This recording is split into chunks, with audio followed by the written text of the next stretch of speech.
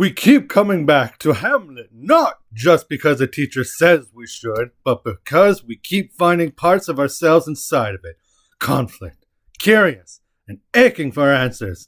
So next time someone groans about Shakespeare, remind them, without his blueprint, some of our favorite stories wouldn't exist. Ignoring him is like trying to pick up a date in Cancun without knowing the basics of Spanish. You're skipping the language that built the magic. Shakespeare's Hamlet should absolutely remain part of the curriculum, not because it's old, but because it continues to teach us what it means to be human. Its exploration of identity, morality, grief, betrayal, and justice mirrors the questions we wrestle with in modern life. As Dr. David McGuinness from the University of Melbourne puts it, Shakespeare doesn't teach us what to think, he teaches us how to think. Have you ever watched a new episode of a show or a movie and thought, haven't I seen this before? You probably have, just not in this century. Shakespeare's plays, especially Hamlet, laid the foundation for modern storytelling. Take The Lion King. A young prince loses his father, is haunted by his ghost, faces betrayal from an uncle, and must reclaim his rightful place. Sound familiar? From The Simpsons to Sons of Anarchy, Shakespeare's fingerprints are everywhere. According to Emma Holst of the Denver Center for the Performing Arts, Sons of Anarchy's creator Kurt Sutter intentionally based the show's structure on Hamlet. Jax Teller is Hamlet with a motorcycle and a leather cut. He struggles with loyalty, revenge, and ultimately self-destruction. And when Jax says, the things I do, they're who I am. And if there's a hell, I'm already there. He's echoing Hamlet's to be or not to be. Struggle with identity, pain, and consequence. Even The X-Files draws from Shakespeare. Sharon R. Yang, in her article, The Truth is Out There in Elsinore, argues that Fox Mulder is a modern Hamlet, a man haunted by the past, torn between duty and paralysis, seeking a truth that keeps slipping through his fingertips. Mulder's iconic, sometimes the only sane answer to an insane world is insanity, mirrors Hamlet's observation that there is nothing either good or bad, but thinking makes it so.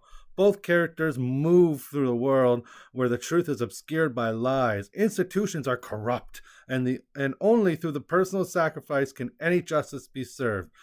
And it's no coincidence. The X-Files was co-created by Chris Carter, yes, we all know this, but one of its key writers was Vince Gilligan, the same Vince Gilligan who created Breaking Bad, proving again Shakespeare is responsible for the greatest masterpieces in modern media.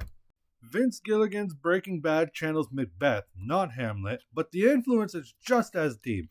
Walter White's descent into villainy mirrors Macbeth's. Both start with potential and justifiable goals, but ambition eats away at their morality. They lie, murder, and unravel. A paper from Papers Owl puts it perfectly.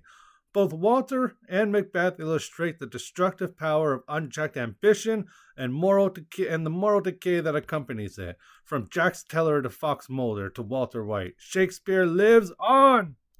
Quick question. How many of you have ever felt like you overthink everything? Like your brain won't let you just do the thing? That's Hamlet. Now think about a character from your favorite show who spirals from indecision, who wrestles with guilt and morality. Who are you thinking of, my massive coliseum of spectators? Bill Hader's Barry Berkman? Exactly! That's the point. Shakespeare gave us all those emotional blueprints. As someone who loves The X-Files and Breaking Bad, it blew my mind to learn how deeply these shows are connected to Shakespeare. These aren't just echoes, they're deliberate homages. And as someone who's navigated identity, grief, and questions of loyalty myself, Hamlet doesn't feel old. It feels relevant, timeless even. So, next time someone groans about Shakespeare, don't just roll your eyes. Ask them this. Would you turn off your favorite show halfway through just because it's too slow or too complicated? Would you ignore the roots of your language just because they're old? Shakespeare is still here, not as a dusty playwright, but as a blueprint behind our favorite shows. Let's stop treating Shakespeare like a museum piece Let's recognize him for what he is, a storyteller who cracked the human code and handed us the blueprints. Shakespeare's language might seem tough at first, but that's exactly why it matters. As Randall Robinson notes, Shakespeare's unusual word arrangements and troublesome omissions challenge students to think critically and adapt to complex expressions. Understanding Shakespeare builds literacy and rhetorical skill, just like Hamlet's soliloquies train us in argumentation and persuasion. And for young readers unfamiliar with Middle English, grappling with Shakespeare helps us trace the evolution of our language. You learn to decode meaning through context, which is a powerful skill, not just for school, but for life itself. Some argue we should ditch Shakespeare in favor of more modern, diverse works. But it's not about choosing one or the other. The answer is integration, not elimination. Teach Hamlet alongside The Great Gatsby, or Let the Great World Spin. Show how the questions Hamlet asks, who am I? What do I owe the world? What is justice? Still show up in today's stories. We don't throw out the fundamental architecture, we build on it.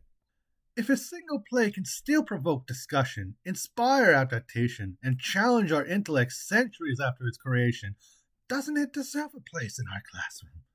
Hamlet is not just a historical artifact. It's a living, breathing text that continues to shape how we think, feel, and understand our world. So the real question isn't whether we should keep teaching Hamlet, but whether we can afford not to. And finally, works cited. These are the sources that I used, scholarly and otherwise, to back up my argument. Feel free to research them at your own accord.